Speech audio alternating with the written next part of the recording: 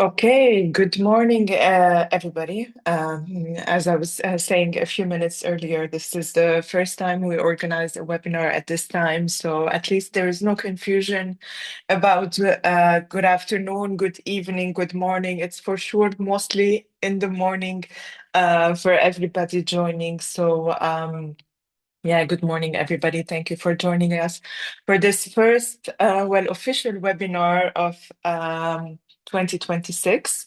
And this time we're doing things a little bit differently because we are hosting a group of people from Konexio. So we're gonna listen to them sharing their business model. We'll understand a little bit how they came up with this a business, what is a little bit social entrepreneurship, and you'll get to better understand how you can potentially create businesses that have both service like business impact and a social impact as well.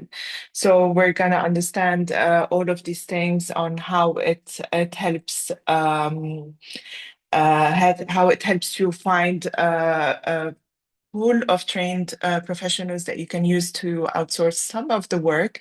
And I know we've had that discussion a few times during sessions before, where there's always this debate whether it's better to have someone in-house, to outsource, or even to potentially have a freelancer working with you as well. So I hope we'll get a bit of background here and some answers, and you'll leave the session with a clearer idea about what to do next.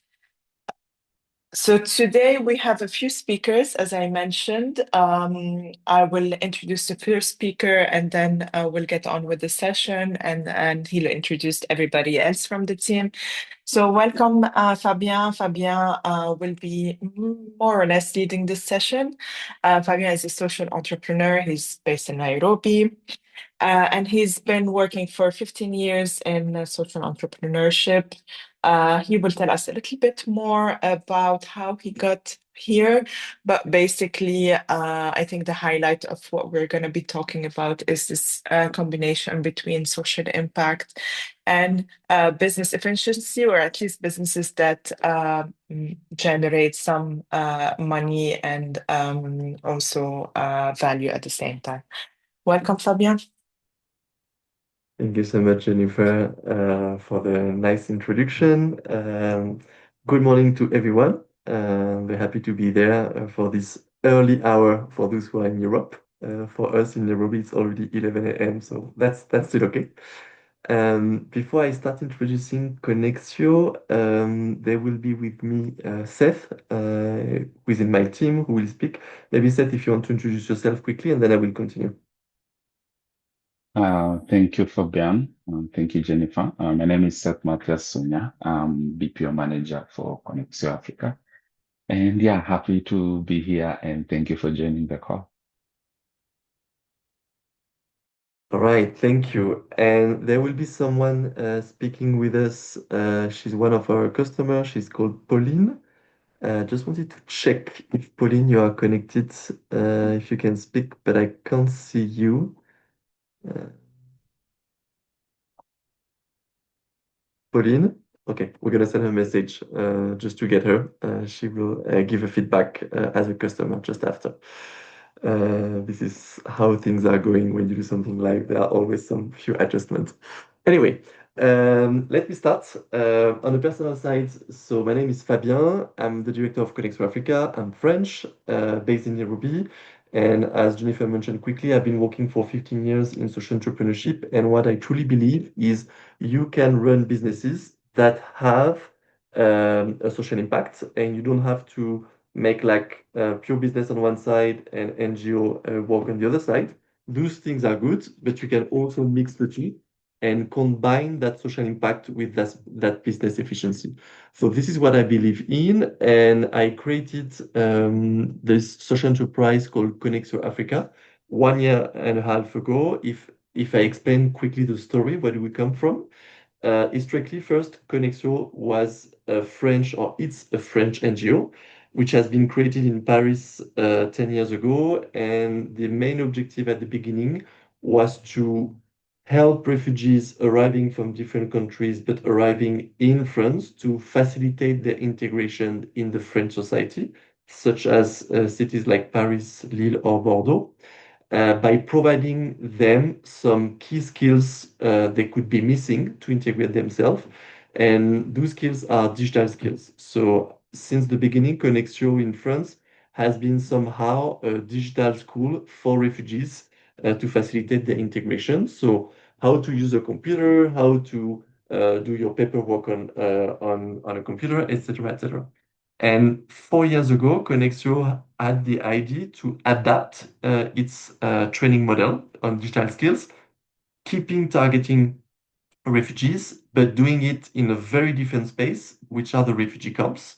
And they started to do a few pilots in Malawi and then in Kenya, first in Dzaleka Refugee Camp and then in Kakuma Refugee Camp, where Konexio had adapted its training model to be relevant in the refugee camp context.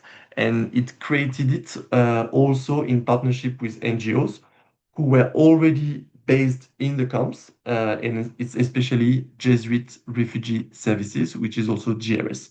So basically, Konexio in Africa has starting by being a spin-off of Konexio France with partnerships, local NGO partnerships. And the objective since the beginning has been to provide the digital skills to allow people to work online as freelancers on different platforms. You know, there are lots of freelancing platforms like Appen, Upwork, Remote Task, which allow anyone, including refugees, wherever they come from, to work online and get their own livelihood from the place where they live. So that's for the story. And right now, since I have arrived, we've decided to scale up those pilots. So we've created an NGO called Konexio Africa, registered in Kenya. So it's an African organization. It's a non-profit, but inside that non-profit organization, we have two activities. The historical one, which are the training, as I just described. So we are now working a lot to revamp the training, to be much more linked to the job market change because of AI. Lots of things are changing. So we keep doing some training, and we are doing that right now, still in Kenya and Malawi, but also in Uganda and soon in South Sudan. So that's for our first activity training. And the second one, which will be the focus today, it's a BPO activity. We've decided to start last year a BPO activities BPO stands for Business Process Outsourcing. It's when a company, usually based in Europe and US, decide to outsource services to another company, and they give some work to a company based in another country to deliver those kind of tasks. And we've noticed that there was a big growth on that, and Konexio Africa could be also a BPO for three reasons. The first one is it allows us to be in contact with direct client and to understand what are the needs of the job market. You know, you can do like some study, look at ChatGPT, what are the trends, what are the different tasks. But when you deliver services and you talk directly to customer, you really understand what are the needs so you can train better your participants. The second reason is to diversify our sources of revenue because now Konexio Africa, even if it's only an NGO, non-profit, we are also selling services. We make a small margin, and that margin is used to reinvest in other social projects. And the last reason of starting a BPO is also to provide work experience to the people we train. We have a lot of people that are very smart, they have the right skills, but they are lacking work experience. So that's why we are doing that. So in a nutshell, Konexio Africa, it's an NGO which runs two different activities. One is training people, especially refugees in camps in East Africa. And the second one is running a BPO activities, which now employ between 10 to 20 people every month or every day to deliver activities for companies in Europe and in the US. So I will stop it from there.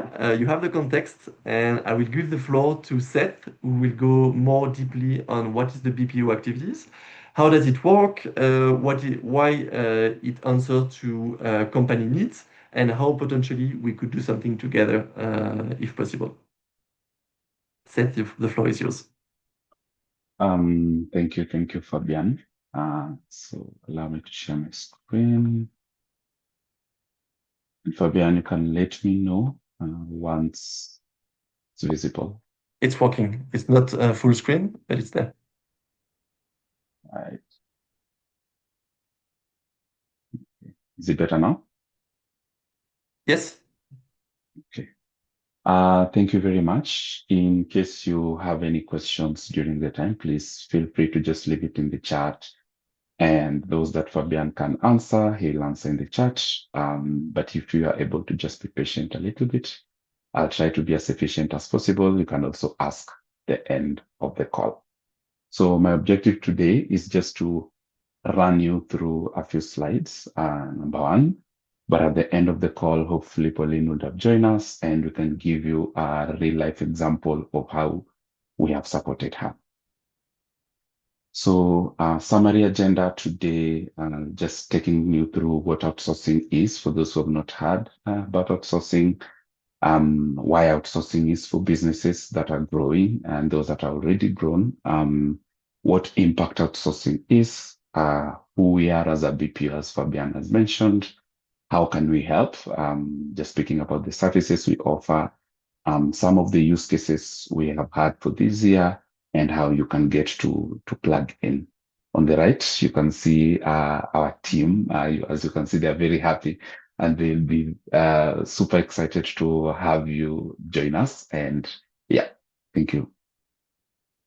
So I think for this one, what is outsourcing? And I think Fabian has spoken about this. Basically, outsourcing is when a company delegates specific operational or digital tasks to an external team instead of hiring internally to fill those positions. Some of these tasks that are delegated are usually repetitive. They're very execution heavy, time consuming, but still quite necessary to the cooperation and the core strategy of the organization. When you outsource some activities, you allow your internal teams to focus more on the strategy, to focus more on revenue generating activities, to focus more on your clients, and also to focus more on greater decision making. What outsourcing is not is replacing your core team. So we don't mean to come in and replace your core team. It doesn't mean you lose control over your quality or the level of output that you're looking for. And it's also not a shortcut for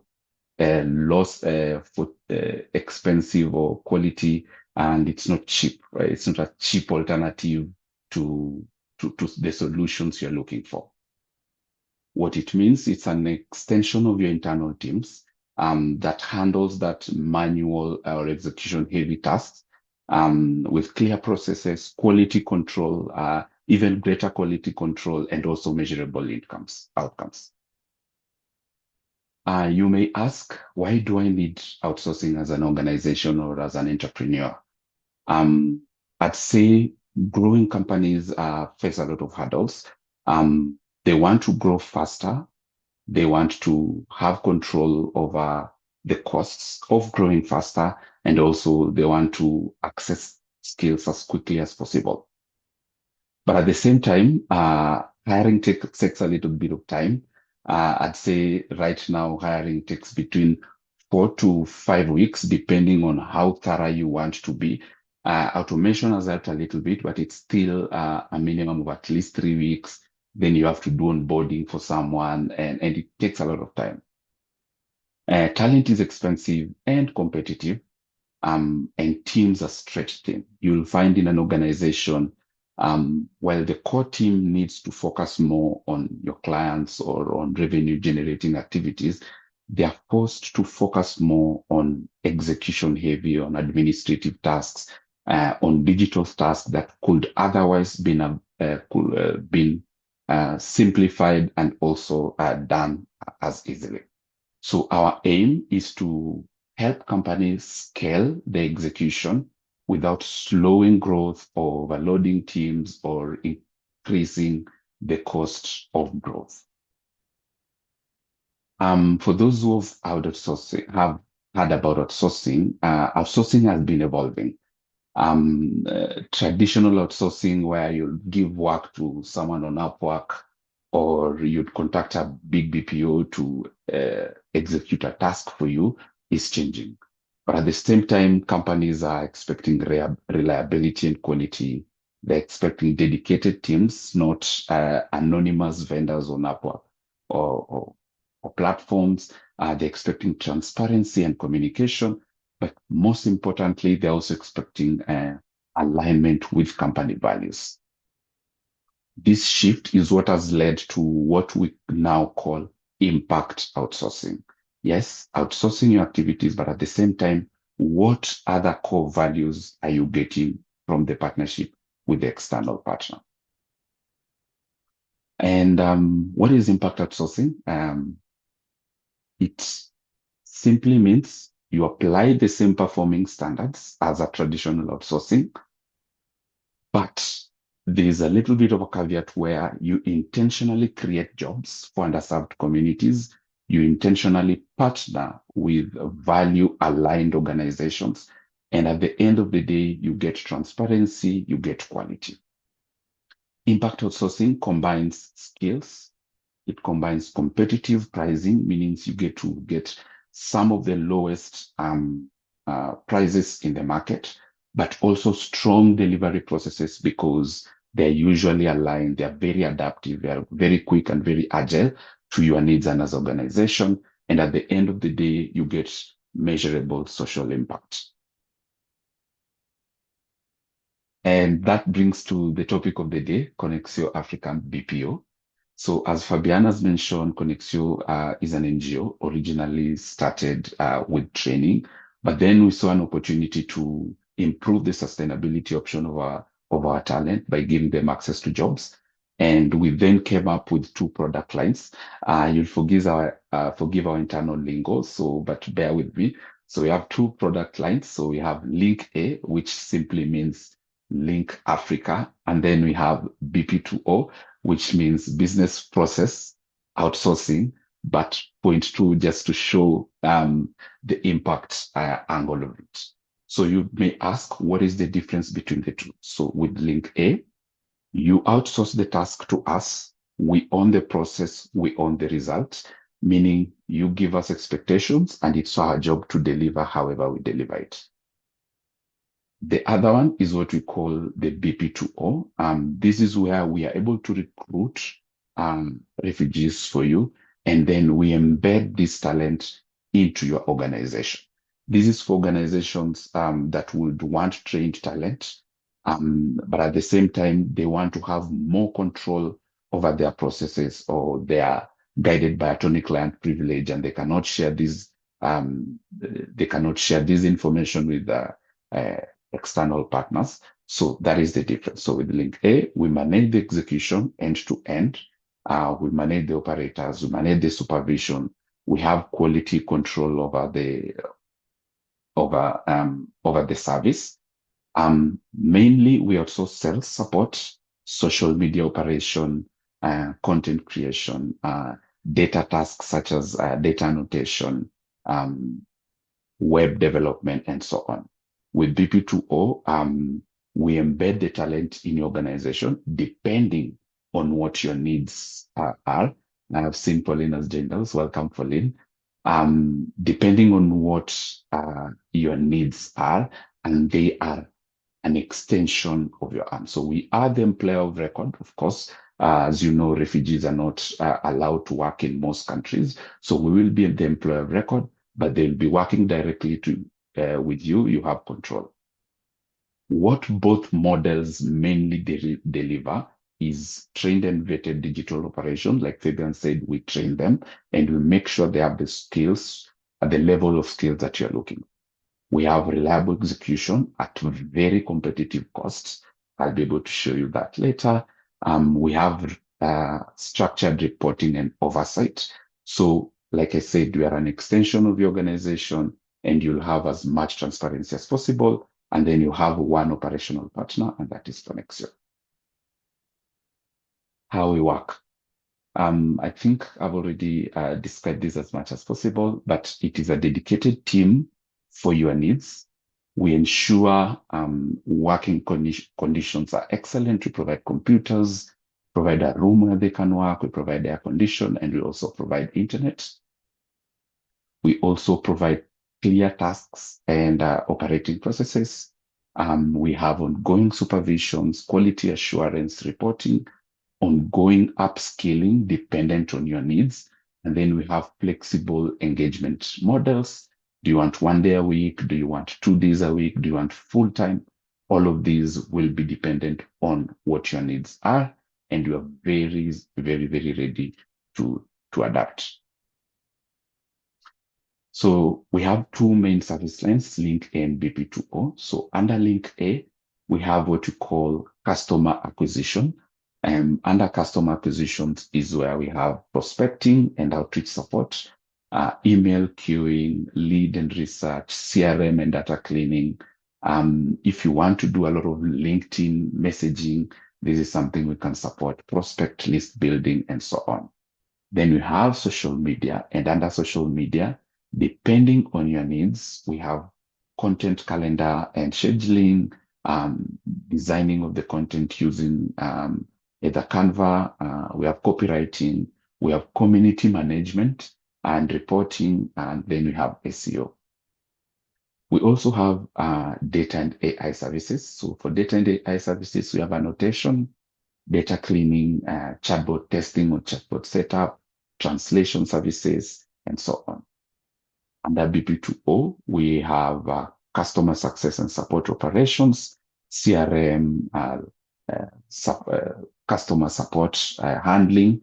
We also have AI and digital operation. We have annotation, content moderation, prompt testing, and AI feedback. Our aim is to be the support you need so that your teams can always focus on other core activities. And at the end of the call, I think Pauline will be able to explain, to just share an example of how this is done. Our offer is, as you can see in the board, we are secure, we are affordable, we are impact driven. We ensure safety and security of our teams, but also safety and security of your data. Our offer also is extremely social driven without compromising on the quality.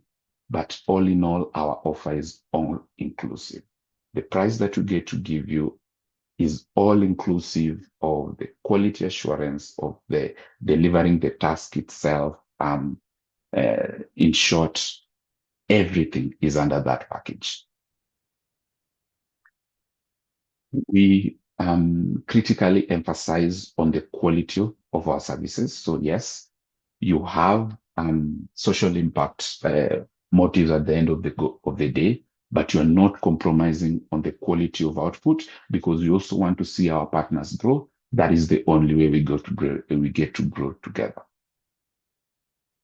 You may ask, why do we offer pricing advantage, or how? So at the moment, we outsource at 50 euros an hour. That 50 euros, like I've mentioned, is inclusive of everything. So the moment you work with us, it's 50 euros, and everything under the service that you want is included there. You may ask, how are other countries? So as you may know, outsourcing is an industry that has been growing in USA, in Europe, in India, in South Asia. And you can see Konexio is at the very least with the 50 euros. The more you go with countries like Namibia, you work in Kenya, the price then gets to increase per hour, depending on the type of skills or the type of outsourcing that you are looking to get. So as you can see, we are very cheap, just to to put it bluntly. Very cheap, and yeah. Some of our clients, as you can see, include GroupSep with Pauline on the call, Decathlon. I think most of us or some of us have heard of Decathlon, is one big sport enterprise. We have Technobrain, one of the biggest BPOs in Africa. We have Solidity Lane, an equity firm in the US. We have Casterly, we have Socrates, we have Teleperformance, we have Red Cross Funds, we have Removal, Réseau Social, and many others. Just to give you an operational example of what you've been able to do, I'll highlight, for example, Decathlon. So like I mentioned, Decathlon is a sports good retailer, I think in Europe, and currently opening and expanding in East Africa and Africa at large. The challenge for them was Decathlon wanted to expand their B2B partnerships in Africa, but they lacked the systematic lead generation, someone or rather a team dedicated exclusively to lead generation to open the kind of doors that they were looking for in the B2B sector. Their pain point was as they were expanding in Africa, they had limited brand awareness in new verticals, and they also had the challenge of securing consistent meetings for high-value targets for their business. The service we offered them was twofold. One was B2B lead generation, so creating the database, periodically cleaning it up, developing it into a CRM tool, and then booking meetings. And that is where we came in. Our solution offered them a structured prospecting process, including prospect identification based on the profile they gave us, database creation, and then tailored outreach. So we send emails, we send LinkedIn, we make calls just depending on your needs.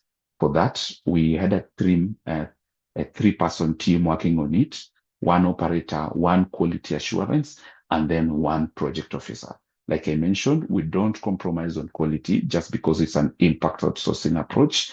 We put quality at the forefront of our service. So that's why we have a quality assurance person as well as the project officer, just to guarantee on the service. What we have delivered for them so far include brand awareness across target sectors. We're making phone calls, we are writing emails, and people get to know more about Decathlon as a business. We're also ensuring a consistent pipeline of qualified meetings with prospects. And for us, for them, they wanted between 10 and 15 per week. And this is a service that you're offering.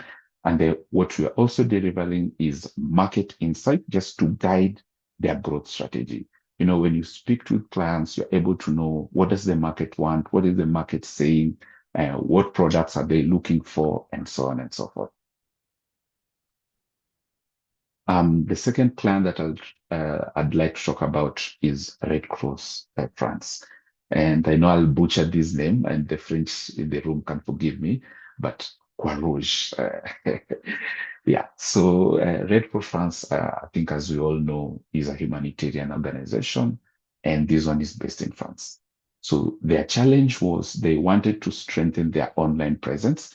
They were looking for a reliable partner to just do social media management, in this case, LinkedIn.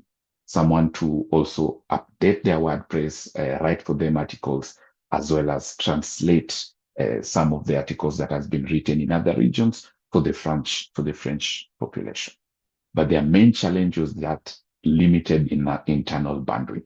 So rather than employ someone full-time, we are able to support them with this by providing social media management. Our solution is we have deployed a digital worker to manage their LinkedIn, first by creating the posts, scheduling them. Secondly, we have the sharing of articles online, events, success stories, and so on. Then what we do is we also write for them a bi-weekly WordPress publishing with a bit of light editing. There's also proofreading, and also have translation services for them. And we provide regular performance updates and recommendations just for them to improve their content visibility. Like I mentioned, quality first. So we have one project officer, one quality assurance, and one operator. Results up to date. We have consistent weekly LinkedIn presence and bi-weekly web content updates. We have strengthened their visibility, so they get to post more, and we get to challenge them also on their social media strategy a lot more, just to increase that presence. And we have a very smooth collaboration between validation and also the reporting cycle. And this model is scalable in the event that if they want more out of the marketing, this is something they can quickly, without waiting for too long, just be able to scale. My last example for the day will be Solidity Lane. So Solidity Lane is a private equity investment organization in the States and the USA. So for them, their challenge was more around personalized outreach. So for those who have done a bit of outreach and lead generation, you know that the more your messages are personalized to a target or to a prospect, the more the chance of them actually getting back to you and hopefully be able to engage you as a client or as a partner. So Solidity Lane's challenge was to how to scale personalized outreach to high potential investment targets without slowing down the operation, but also without stifling their internal teams to admin processes so that they can focus on other growth activities. So they needed extensive research to be done, and this was a bit time consuming and a very administrative. So what we did for them was email campaign management. Our solution was sourcing, preparing, and managing outbound email queues. This involved organizing contact lists, drafting the template messaging, and then ensuring timely outreach so that they could free their internal teams to focus on strategic management.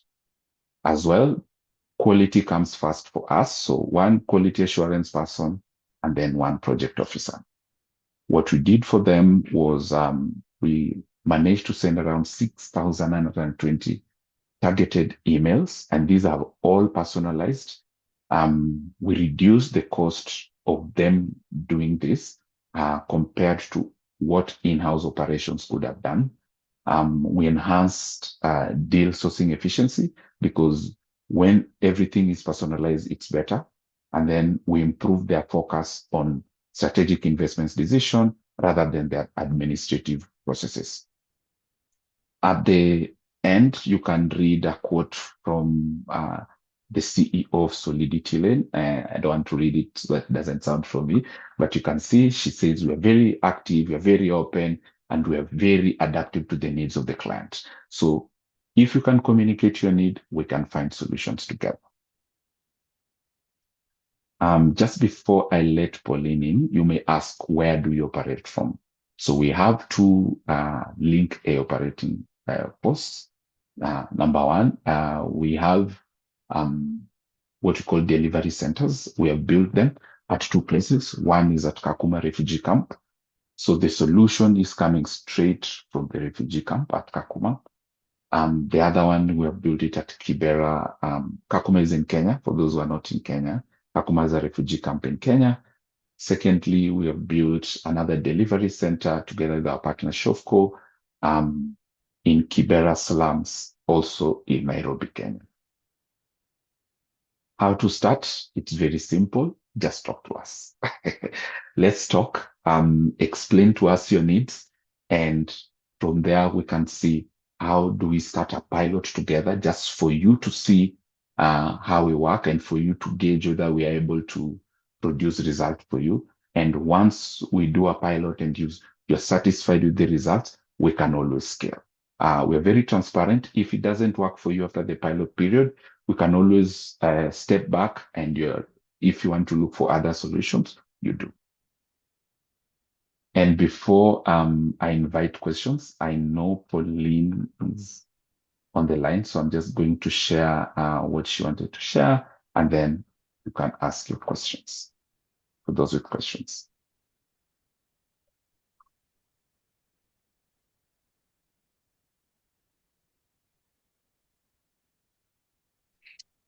All right. Can you hear me well? Yes. Okay, Hi, good. Pauline. Thanks. Hi. Let's. I was hoping to see if there are any questions, but I don't see anything specific. So maybe let's get started. Pauline, the floor is yours.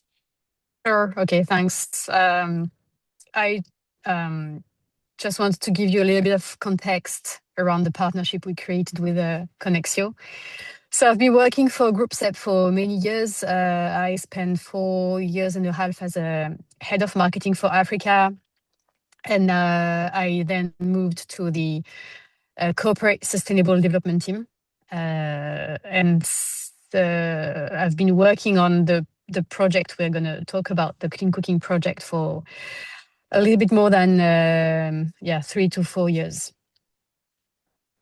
So if you can move to the next slide for me, please. Yes.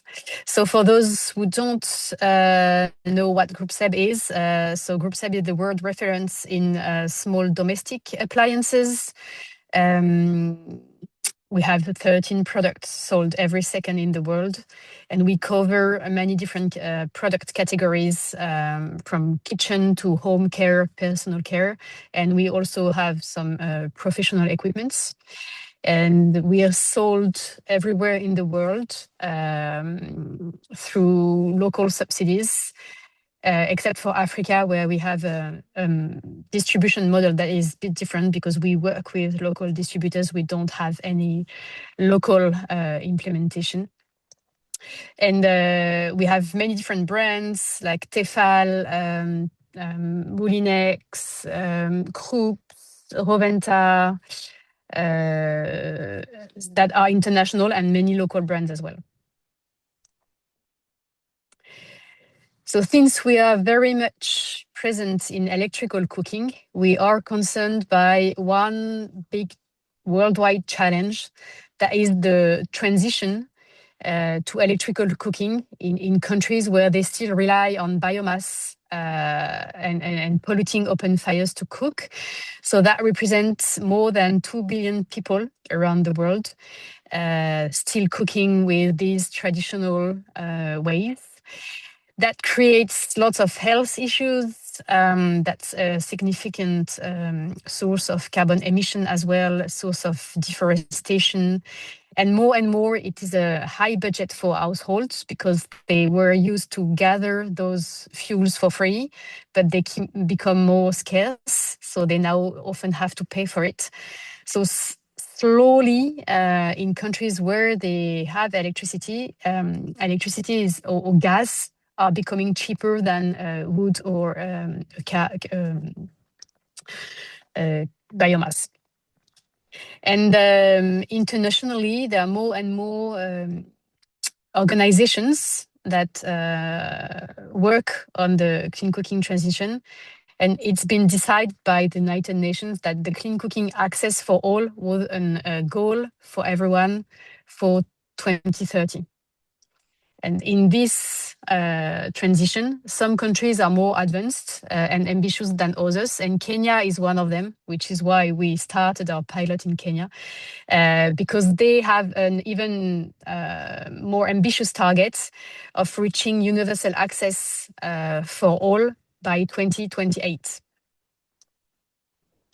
So we decided within Group SEB to help and be part of it and use our resources and our know-how in electrical cooking to provide affordable solutions to people with limited resources, and especially low-income communities who still rely on unsafe cooking methods.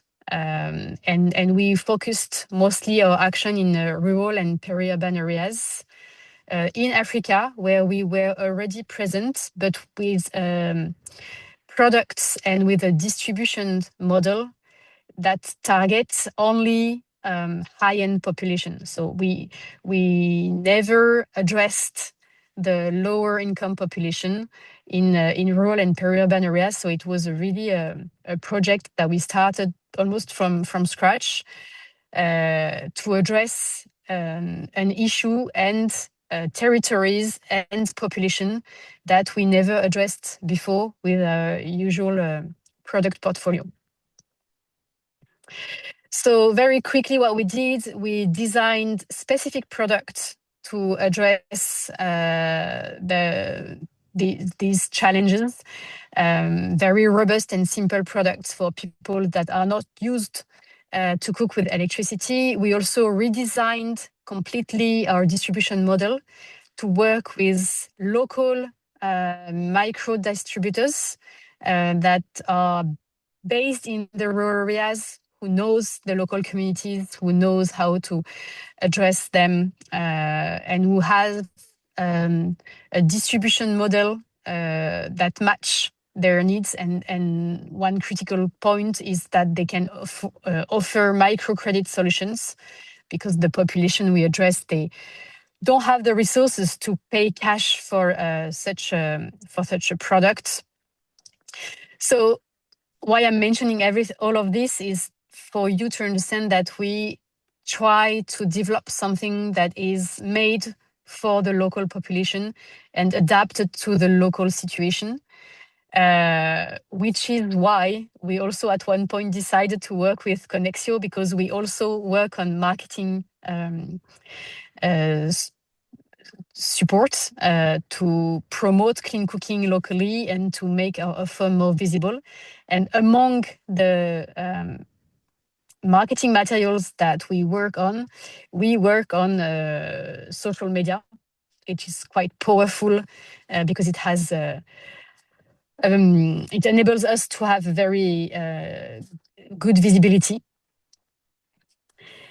And initially, we were working with a French social media agency who is working for other group set brands and in other countries.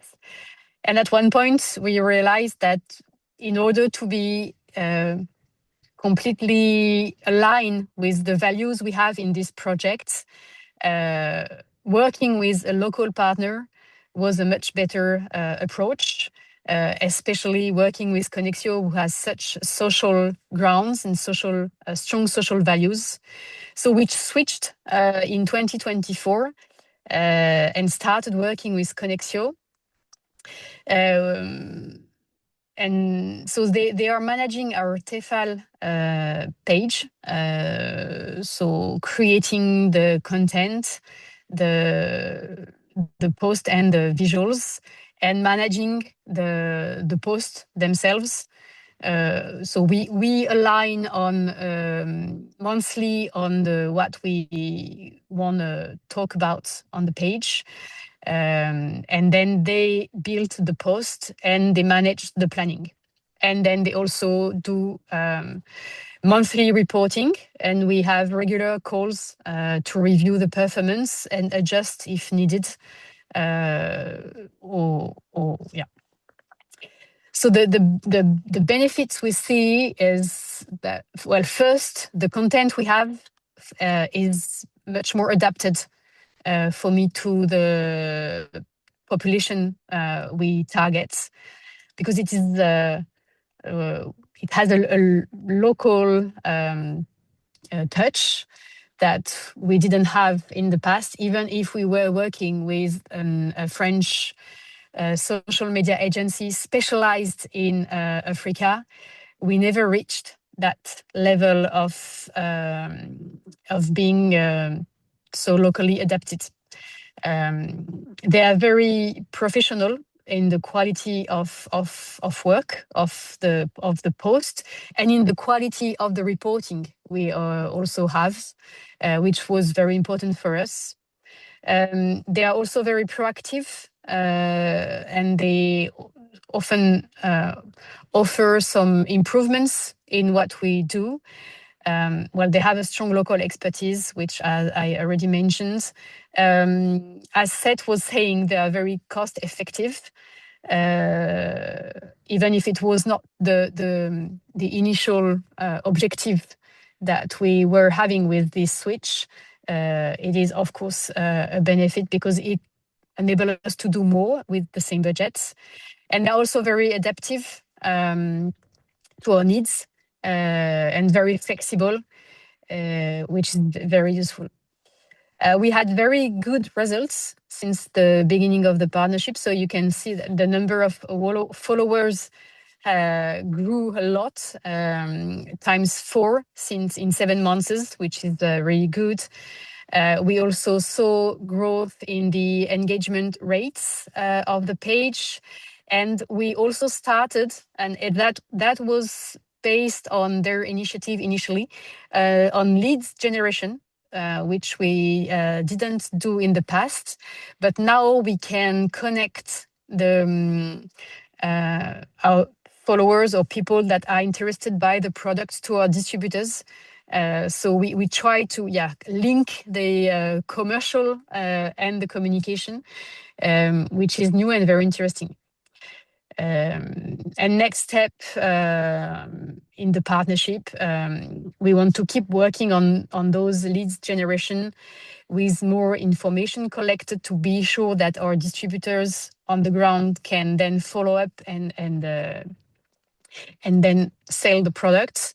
And we will also work more on the visuals and video creation for better storytelling and for content that is even more attractive, appealing, and informative as well.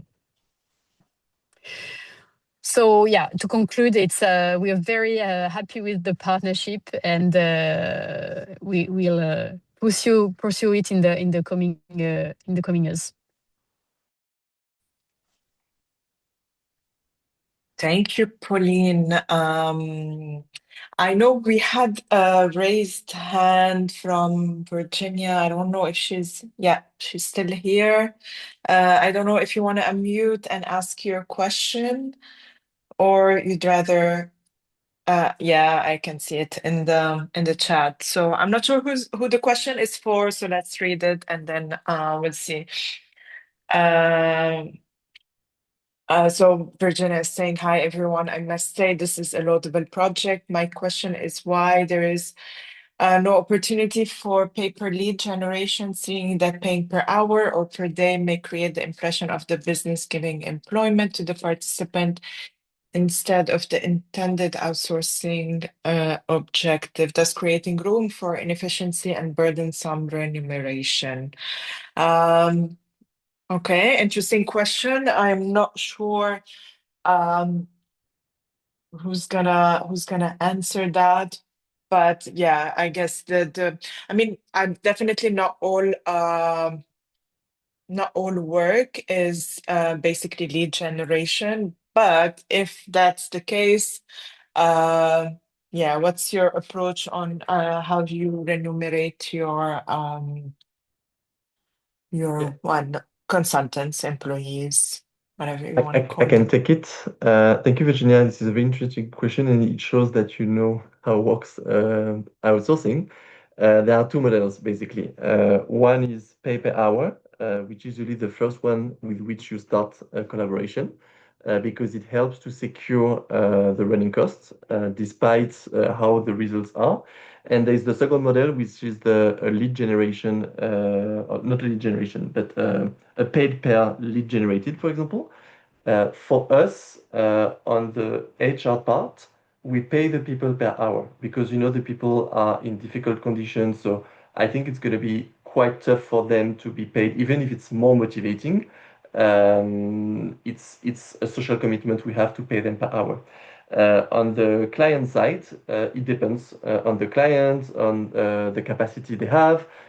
In the example, the set shared, for example, with Decathlon, we started per hour and now we are paid per lead.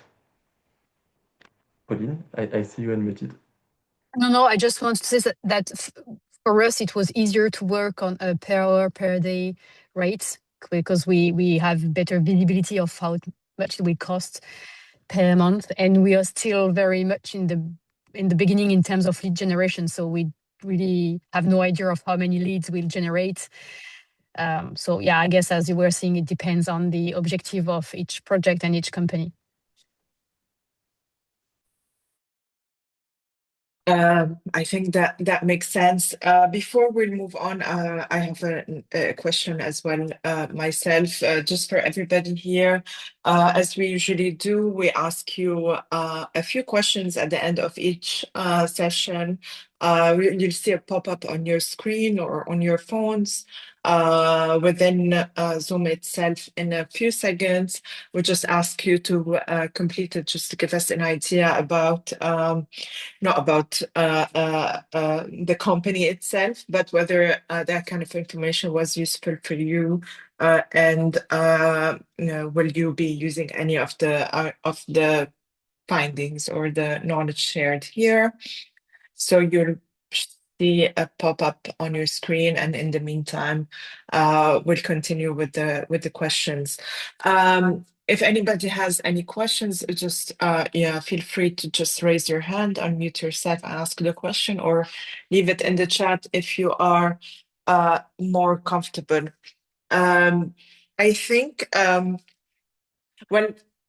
my question is mostly from your client's perspective. In general,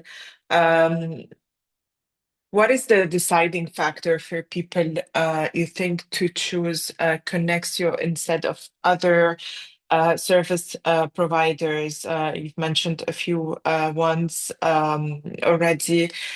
Leaving alone the price issue, you think like how much is the contributing factor that you're helping refugees, or the social element in percentage wise as compared to just regular outsourcing? Like what's the deciding criteria? I don't know if you have the answer, but whether you think it's mostly the social element that they would like to like the deciding factor, or something else, and whether you think they use it in one way or another in their let's call it CSR, but whether they promote that they support social entrepreneurship.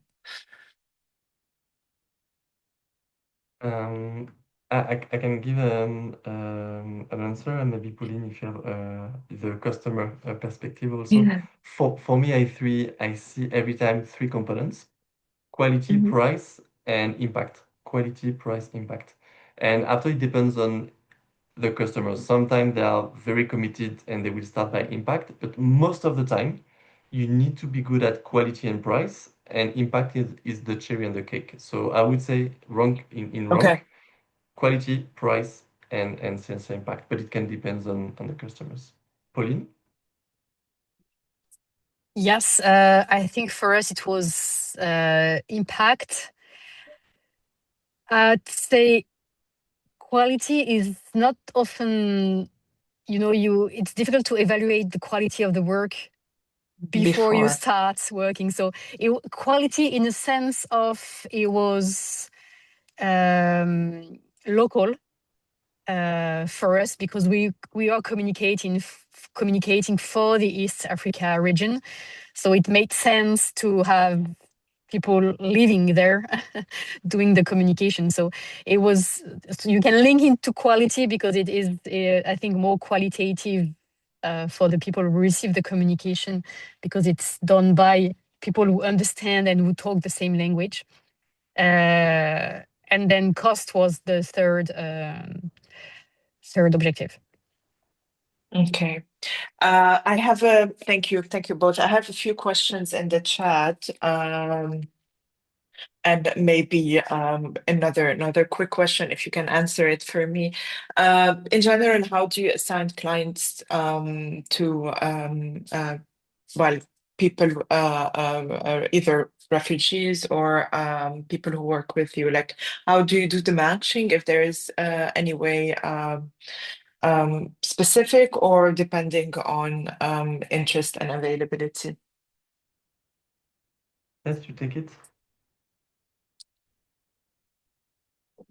So the way we connect the talent to the client is our approach is very client driven, or very market driven.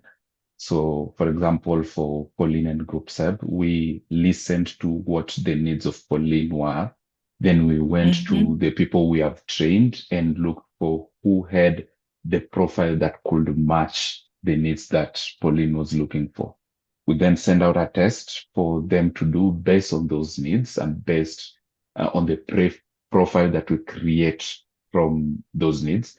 And we are able to then rank them depending on how fit they are or to what degree do they fit. And then you can be able to match the talent to the job that is being done. We also have a backup of 2 to 3 per role, just in case the workload is a lot, or in case it can be done by 2 people. So it always just depends on what the client needs. Very interesting. Thank you. All right. So a few questions still in the chat. Can a company outsource people to find buyers in other countries for exports? What are your thoughts on this? And do you think the mentioned platform could be of any help? So for that one, at the moment, the answer is yes. The simple answer is yes. And details, we're already doing this. For example, for Group Seb, not for Group Seb, for Decathlon, we're already exploring our digital workers trying to find customers in the rest of East African countries. We also have another project whereby we are doing lead generation for some companies in France as well, while being at the refugee camp. So we are working remotely. We look for the talent that can speak the language of that local country. Is it French? Is it Arabic? And then we are able to pair them with the job. So the answer to the first question is yes. The answer to the subsequent question of whether we could be of any help, the answer is also yes.